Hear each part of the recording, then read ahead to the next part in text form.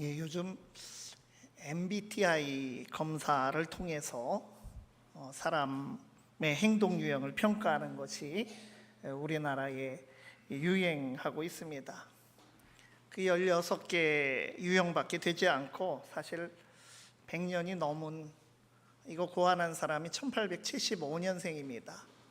그러니까 이승만 대통령하고 같은 해 태어난 이런 사람과 그 딸이 함께 고안해내서 만든 것인데도 이 젊은 층을 중심으로 호응을 얻고 있습니다. 그래도 과거에 혈액형으로 사람 판단하는 것에 비교하면 훨씬 더 나은 것이고 1875년생의 그 칼 이융의 그 이론을 바탕으로 또 만들었기 때문에 더 그래도 일리가 있는 검사라고 볼 수가 있습니다. 각 성향을 뜻하는 알파벳 8개를 조합해서 총 16개 유형의 사람으로 분류를 합니다. 예를 들면 이제 저는 오래전 검사를 받았는데 부부가 같이 받았는데 ENTJ 유형으로 나왔습니다. 외향적이고 직관적이며 사고와 판단 중심의 사람이랍니다. 정말 그런가요? 그런데 제 아내는요 ISFP가 나왔습니다. 완전 반대죠. 하나도 맞는 게 없습니다. 저하고. 아내는 내향적이고 감각적이고 감정과 인식 중심의 사람이라고 합니다. 그래서 어쩌면 이제 교인들이 저하고는 밖에서 다니고 놀러 가는 것은 편하지만 대화하는 것은 오히려 아내가 더 인식하고 감정을 터치해 주니까 더 나을 수도 있겠습니다. 그래서 부부가 이렇게 서로 다른 성향의 사람이 대화를 하면 저는 생각하고 판단하면서 객관적인 관점으로 문제를 바라보는 편이어서 아내 편에서는 자기 속마음을 알아주지 못하는 남편에게 당황스러운 감정이 들 수 있고 또 저는 왜 그러는지 또 이렇게 어리둥절하게 됩니다. 아무튼 우리가 자신이 어떤 그 유형인지를 알고 싶어하고 타인에게 밝히기도 하는 것은 다른 사람과의 관계에서 잘하고자 하는 바람의 표현이기도 하고 또 때로는 자신이 한 행동을 변호하는 그런 목적의 도구로 본의 아니게 이런 성향이라서 그랬다라고 하는 그런 의미로 이것을 밝히며 대화의 주제로 삼기도 합니다. 우리가 명절을 맞아서 가족들을 만나게 되는데 참 다른 사람들과 특히 가족들과 잘 지내고 싶고 그들을 격려하고 덕담을 나누며 이렇게 지내기 원하지만 뜻하지 않게 서로 서운한 마음으로 귀가하는 결과가 되기도 합니다. 마음과는 달리 대화가 잘 안 되는 것은 무엇이 문제일까요? 오늘 읽은 성경 말씀은 예수님이 나다나엘을 만나는 장면인데 예수님의 대화법을 우리가 볼 수 있습니다. 먼저 예수님의 제자가 된 빌립이라고 하는 안드레의 친구 빌립이 나다나엘에게 예수님을 소개합니다.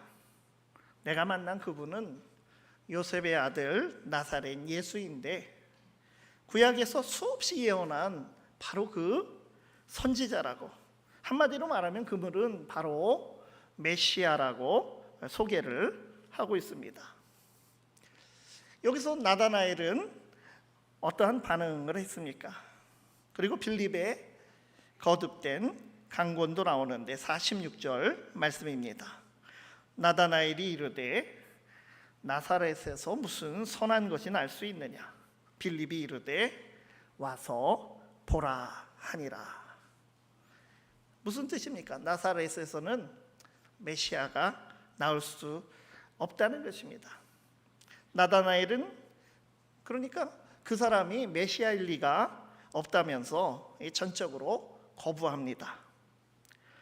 그런데 잠시 뒤 나다나엘은 빌립의 강권을 받고 그래도 와서 봐라. 예수님을 직접 만나고 난 후에 완전히 나다나엘은 변화하게 됩니다. 예수님의 제자가 되어 자신의 인생 전체를 바치게 됩니다. 나다나엘은 예수님과 온전한 헌신 관계가 되어버립니다. 함께 일하는 동역하는 관계에서는 처음엔 좀 친밀 관계에서 시작한다고 합니다. 그리고 더 발전하면 치유의 관계가 되고 가장 높은 수준의 관계가 리더와 함께 힘써 섬기는 헌신의 관계라고 합니다. 그 제자들은 예수님을 만나서 결국은 헌신의 관계들이 되고 또 하나님 나라를 위해서 그들이 섬기게 됐습니다. 우리는 함께 교회를 섬기는 동역자들과 어떤 관계를 유지하십니까? 간이라도 빼줄 정도로 아까운 마음이 안 드는 정말 헌신 관계에 있는 사람이 있습니까? 그런데 오늘 이 나다나엘은 어떻게 그렇게 자기 인생을 주님께 드릴 수 있었을까요? 예수님의 놀라운 기적을 그 자리에서 바로 본 것도 아니었습니다. 예수님의 탁월한 가르침의 능력, 그 짧은 시간에 그가 그것을 보기는 어려웠습니다. 예수님께서 무엇을 하셨기에 그는 헌신 관계가 되었겠습니까? 오늘 본문에서는 예수님의 놀라운 대화법을 볼 수 있습니다. 대화에서 중요한 것들이 많이 있습니다. 경청이 중요하다고 하고 또 때로는 좋은 질문도 중요하다고 합니다. 그런데 헌신적 관계로 되는데 더 중요한 것은 좋은 반응과 좋은 피드백의 대화라고 말합니다. 예수님이 어떻게 대화하셨기에 나다나엘은 예수님께 헌신하는 관계가 되었을까요? 첫 번째는 인정하는 대화입니다. 47절 말씀입니다. 예수께서 나다나엘이 자기에게 오는 것을 보시고 그를 가리켜 이르시되 보라, 이는 참으로 이스라엘 사람이라 그 속에 간사한 것이 없도다. 예수님이 말씀하시기를 이 사람은 참으로 이스라엘 사람답고 그 마음이 진실하고 참 순수하고 순결하다라고 하십니다. 나다나엘은 진정한 이스라엘 사람답게 그 마음이 진실한 사람이라고 하는 이 말씀은 바로 예수님이 그를 인정하신 말씀입니다. 그런데 정말 예수님의 이 말처럼 나다나엘이 그렇게 정말 진실한 사람이었을까요? 진실한 사람이 존재하기라도 할까요? 원죄를 가지고 태어나서 죄인의 본성을 가지고 살아가는 인간에게 사실 얼마나 그 진실한 사람이 있겠습니까? 그런데 예수님은 나다나엘을 보고 진실하다 하시며 그의 진실한 인품을 인정하여 주셨습니다. 그것은 예수님이 그를 그렇게 바라보시는 관점입니다. 예수님은 나다나엘이 어떤 면을 지켜보신 것입니까? 누군가와 다투고 있는 모습, 다른 사람들을 험담하는 모습, 그런 모습이 아니라 주님은 나다나엘의 좋은 점을 바라보시는 것입니다. 주님은 나다나엘의 장점을 보시고 그의 훌륭한 점을 바라보셨습니다. 예수님은 그의 내면에 맑은 영혼을 바라보시고 그의 영혼에서 그 타락 이전에 원죄 이전에 하나님의 형상을 바라보신 것입니다. 그래서 예수님은 나다나엘의 진실한 인품을 인정하여 주셨습니다. 예수님은 이 나다나엘뿐만 아니라 여러 사람들을 만나셨고 여러 사람을 인정하셨습니다. 예수님은 자신의 하인을 치료해 주기를 원했던 백부장에게 참 이스라엘에서 이만한 그런 믿음을 아무에게서 보지 못하였다고 그의 믿음을 칭찬하고 인정해 주셨습니다. 예수님은 12해를 혈루증으로 고생당하고 있는 여인에게 딸아, 내 믿음이 너를 구원하였으니 평안히 가라고 인정하여 주셨습니다. 인정은 예수님께서 자주 사용하시는 대화법이라고 하는 것입니다. 인정이 무엇입니까? 인정이란 칭찬하고 비슷한 것 같지만 칭찬과는 다른 것입니다. 칭찬은 그 사람의 행동이나 결과에 대한 반응이지만 인정은 그의 존재, 즉 그의 인품이나 열정이나 그의 가치나 태도, 그의 믿음을 알아주고 긍정적이고 좋은 의도를 알아봐 주는 것입니다. 참 책임감이 강하신 그것이 느껴집니다. 참 주님을 더 알고 싶어 하시는 그 열정이 부럽고 참 보입니다. 많이 힘드셨을 텐데 잘 참으셨네요. 혼자 힘으로 참 빠듯한데 어떻게 이렇게 자녀들을 반듯하게 잘 키우셨습니까? 역시 큰 그림을 가지고 계시네요.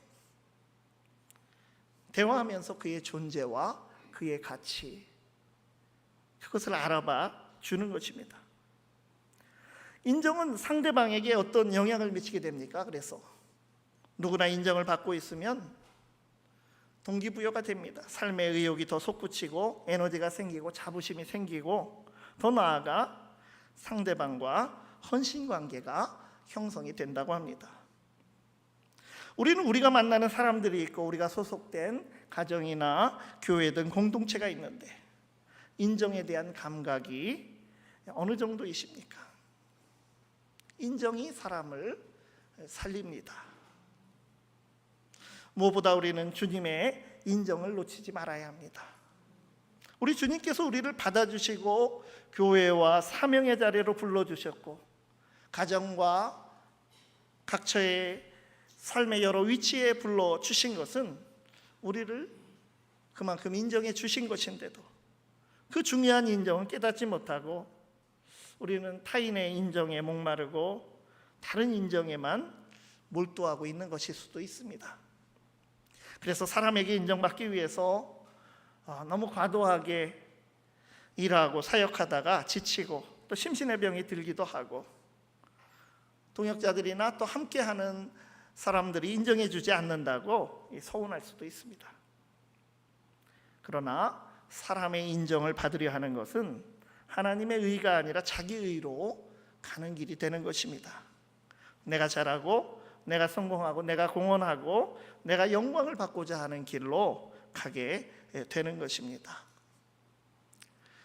나다나엘에게 하신 것과 같은 주님의 인정이 우리 각자에게도 있는데 발견하지 못하고 자기 열심으로만 사는 사람이 있다면 주님과 정말 동행하고 있는가 되돌아보아야 할 것입니다. 예수님이 다가오셔서 대화를 시도하시는데도 그분이 누구신지 분별하지 못할 수 있습니다. 오히려 자기 자신과 다른 사람을 정죄하고 있지는 않습니까? 인정의 대화, 다른 사람의 좋은 점을 보고 인정하고 인정받는 기쁨의 가정, 행복한 교회, 이런 공동체가 되기를 바랍니다. 예수님이 어떻게 말씀하셨기에 나다나엘은 예수님과 헌신적인 관계가 되었습니까? 두 번째는 공감하는 예수님의 대화법입니다. 예수님의 인정을 받은 나다나엘은 깜짝 놀라서 예수님께 묻고 또 예수님은 더 대답을 해주십니다. 48절 보면 나다나엘이 이르되 어떻게 나를 아시나이까? 예수께서 대답하여 이르시되 빌립이 너를 부르기 전에 내가 무화과 나무 아래에 있을 때에 보았노라. 예수님은 나다나엘을 이미 지켜보고 있었습니다. 나다나엘이 예수님을 모를 때도 예수님은 나다나엘을 지켜보고 계셨던 것입니다. 좀 더 상상을 해보면 예수님은 그가 9시, 9시, 12시, 오후 3시 그 유대인들의 그 바리새인들의 기도 시간에 일손을 멈추는 것을 보셨습니다. 그리고 무화과 나무 아래로 달려오는 것을 보았고 하나님의 말씀에 귀를 기울여 경청하는 모습도 보았습니다. 메시아가 어서 오기를 소망하는 그런 눈빛도 보았고 그날을 위해 눈물로 기도하는 모습을 보았습니다. 예수님은 나다나엘의 눈물을 보았고 예수님은 나다나엘의 뜨거운 갈망을 함께 느끼셨습니다. 이 사람이 누구보다 메시아를 뜨겁게 갈망하는구나. 예수님은 공감하셨습니다. 예수님은 나다나엘뿐만 아니라 많은 이들에게 공감을 하셨습니다. 예수님이 참 다른 유대인들이 가지 않는 길로 사마리아를 통과해서 가시면서 수가상 여인을 만났을 때도 그를 비판하거나 정죄하지 않고 오히려 진지하게 그의 말을 경청하면서 메시아를 기다리는 그의 깊은 영적인 갈망을 함께 공감해 주셨습니다. 나사로가 죽어서 동생들이 애통해하고 있을 때 우리 주님 직접 찾아오셔서 그들의 고통과 슬픔을 깊이 느끼시고 그들에게 공감하며 함께 눈물을 흘리시고 슬퍼하여 주셨습니다. 제자들이 예수님의 십자가 이후에 고향으로 돌아가서 어쩐 일인지 이렇게 도루묵이 되어 고기를 잡고 있을 때 주님은 그들을 찾아가시고 그들이 예수님을 버리고 도망친 사실과 예수님을 부인한 과거에 대해서 비난의 말을 하지 않으셨습니다. 오직 따뜻한 사랑으로 조반을 준비하시고 대접하여 주셨습니다. 이 공감은 예수님의 또 하나의 대화법입니다. 그렇다면 공감은 무엇입니까? 공감이란 상대방의 감정을 읽어주는 것입니다. 상대방의 감정을 평가하지 않고 있는 그대로 읽어주는 것입니다. 참으로 화날 만하네요. 정말 힘드셨군요. 그 사람의 감정을 읽어주는 것입니다. 그래서 이 공감은 상대방에게 어떤 영향을 미칩니까? 이 공감은 그 자체가 답인 것입니다. 우리가 대화하다 보면 상대방에게 뭔가 해결책을 주고 답을 제공해 줘야 된다는 강박관념이 있습니다. 또한 멋진 답을 제시해 주지 못해서 스스로 안타깝게 여기기도 합니다. 그러나 그렇지 않습니다. 별말이 아니라도 공감하다 보면 어느 순간부터 그 상대방의 얼굴이 밝아져 오는 것을 우리가 알아챌 수 있을 것입니다. 더 나아가 자기 자신까지도 반성하는 순간도 옵니다. 그래서 저도 그렇게 평소에 잘하지 못합니다. 잘한 것이 없습니다라고 말할 수 있습니다. 우리는 얼마나 공감의 능력이 있습니까? 공감도 마찬가지로 우리 주님의 심정을 느낄 수 있어야 합니다. 우리 주님이 애통해 하실 때 우리도 애통함을 느끼고 우리 주님이 기뻐하실 때 우리도 기쁨을 누릴 수 있어야 합니다. 자신도 모르는 사이에 그 영적으로 가장 어둡고 둔감하였던 사사시대 사람들과 또 거기 그 영적 지도자라고 할 수 있는 제사장 엘리처럼 되어 있는지도 모릅니다. 그래서 애통한 심정으로 하나님께 기도하는 그 한나와 같은 사람을 보면서 이 술을 취했는가 오해하고 또 비난하게 될 수도 있습니다. 그래서 연약한 사람들을 치유하고 회복하는데 도움을 지어야 할 그런 상황 위치에서 오히려 가슴에 상처를 주게 될 수 있지 않을까라고 하는 것입니다. 그래서 모든 대화에는 순서가 있다고 합니다.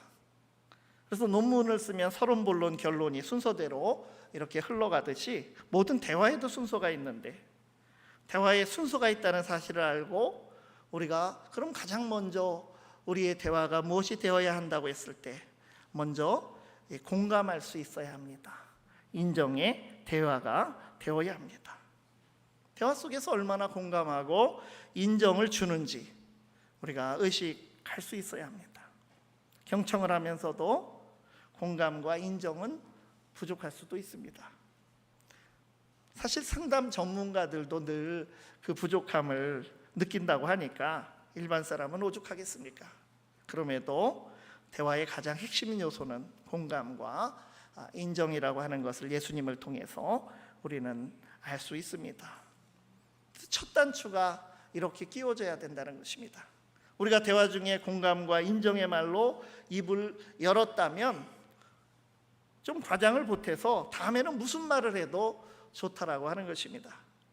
반대로 대화를 공감과 인정으로 열지 못했다면, 입을 열지 못했다면 그 뒤 아무리 좋은 말을 해도 또 도움이 되는 말을 하고 그 뒤에 아무리 멋진 말을 해도 그것이 상대에게 오히려 상처를 주는 가시로 작용할 수도 있는 그런 상황이 될 수 있다는 것입니다.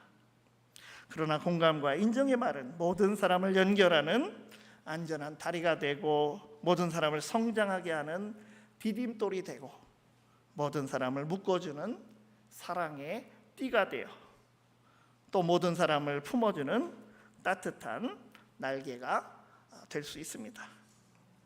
나다나엘을 보시면 예수님을 만나기 전과 달리 예수님을 만나 대화를 나눈 후에 그의 말도 그렇고 태도도 인생도 완전히 변화됩니다. 나다나엘의 고백을 49절에서 들어보시기 바랍니다. 나다나엘이 대답하되 라비여, 당신은 하나님의 아들이시요 당신은 이스라엘의 임금이로소이다. 그리고 그는 이 위대한 고백과 함께 일생 주님 곁을 떠나지 않았습니다.